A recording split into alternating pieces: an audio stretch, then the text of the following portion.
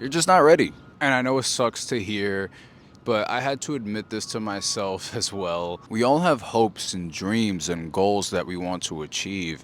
And for whatever reason that you want to do it, whether it be success, for the love of it, for external validation, whatever it may be, we always feel, especially my generation of Gen Z, we always feel like we're ready now. We're just so impatient. We want things like today, at this very moment. But life doesn't really work that way. And it sucks to say, but it's true. I truly believe that I'm not where I want to be right now, and I wasn't where I wanted to be in the past because I just simply wasn't ready. I just simply was not ready. I want to be a successful actor slash voice actor slash content creator.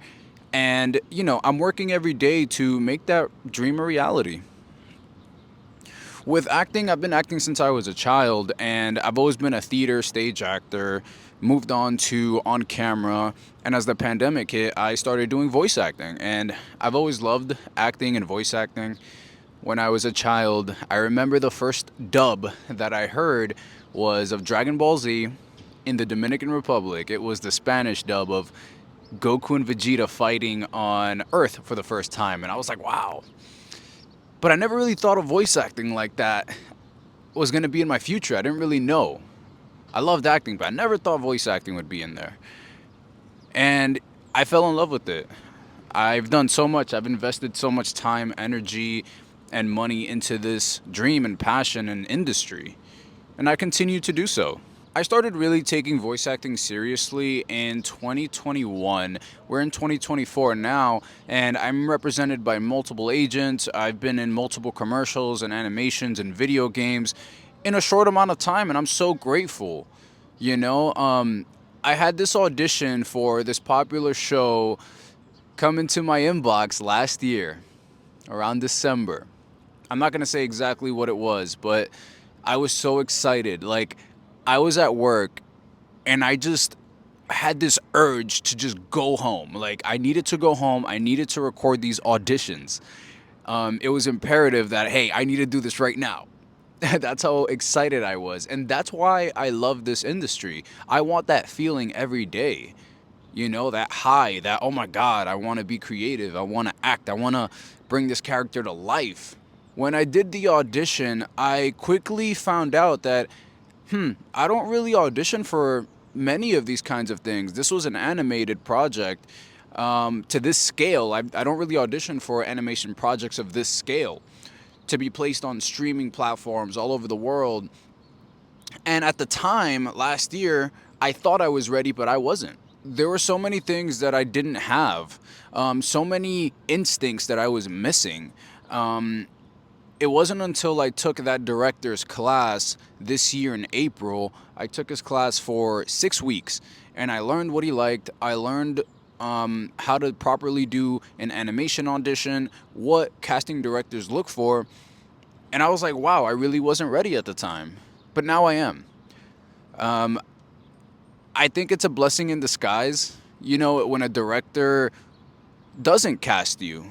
Maybe if they did, you would have gotten in too early. You're not as seasoned, and it would have been hard to work with you. And your reputation would have been diminished because you're just simply not ready yet. But once you take the time to learn and really grow, understand your craft, that director also helped me grow as an actor and just go outside of my range. Like right here, the voice that you're hearing, I use this voice for the majority of my voice acting.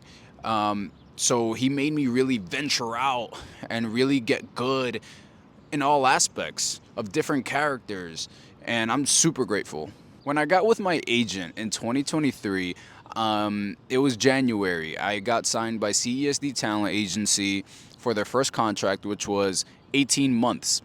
And it's like a trial period. I was fully signed. I didn't have any referrals or I wasn't freelancing. Like, no, I was signed in the New York office for voice acting. And I struggled. I definitely struggled, man. Like, I booked my second ever audition. But after that, I was on a dry spell. Like, I just wasn't as good as I thought I was. Until I started to review my auditions, and I was like, wow, okay, this is where I messed up. And I made the adjustments. Once I made those adjustments, I started taking more coaching. I started to be more confident. I started to get more callbacks, and that helped with my confidence. It let me know that, hey, I'm doing something right here. September rolls around. I am struggling. I'm jumping from job to job, getting fired, and I get a Pizza Hut audition, and I send it out. It was me and another actor. They were really trying to see which one they wanted to go with. Fortunately, they went with me, and I was the voice of Pizza Hut for Spanish. So you would be able to hear me on TV. If you're Latino, if you go on Telemundo or any kind of Spanish channels, you probably heard my voice as the Pizza Hut boy. But that was huge for me. I felt like I was failing my agents. I felt like I was failing myself. I was like, man, am I just not good enough? But no, it's just everything happens for a reason. You need to fail. The importance of failure is really huge. Like, I love failing.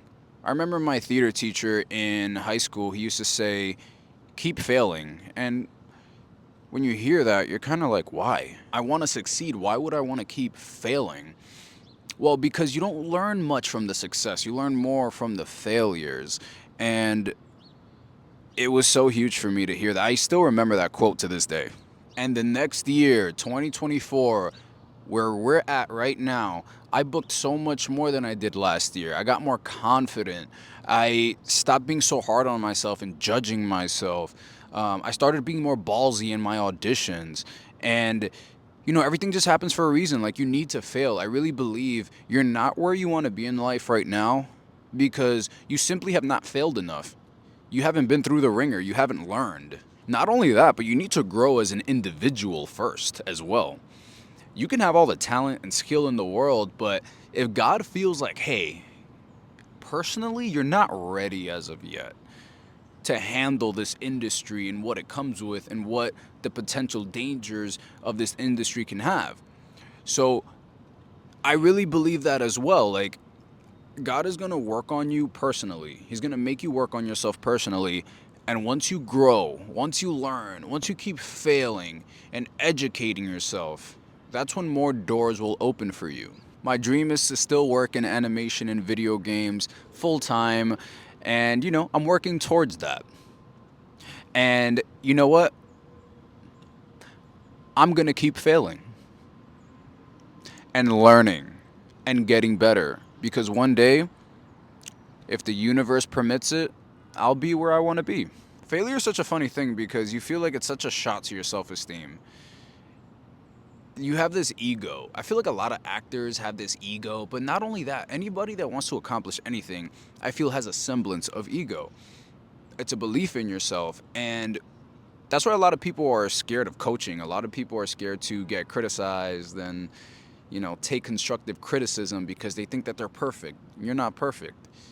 You have to be humble enough. The people that are humble enough to learn and fail are the ones that are generally the most successful.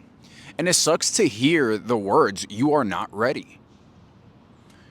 But one day you're going to realize I wasn't. So just have grace and be nice to yourself. Don't be so judgmental. Enjoy the journey. That's the fun part. The accomplishments are cool, but the journey is the coolest part of anything. You learn so much throughout the journey. You learn so much more from failure, from trials and tribulations and obstacles, more than you do from success. So keep failing.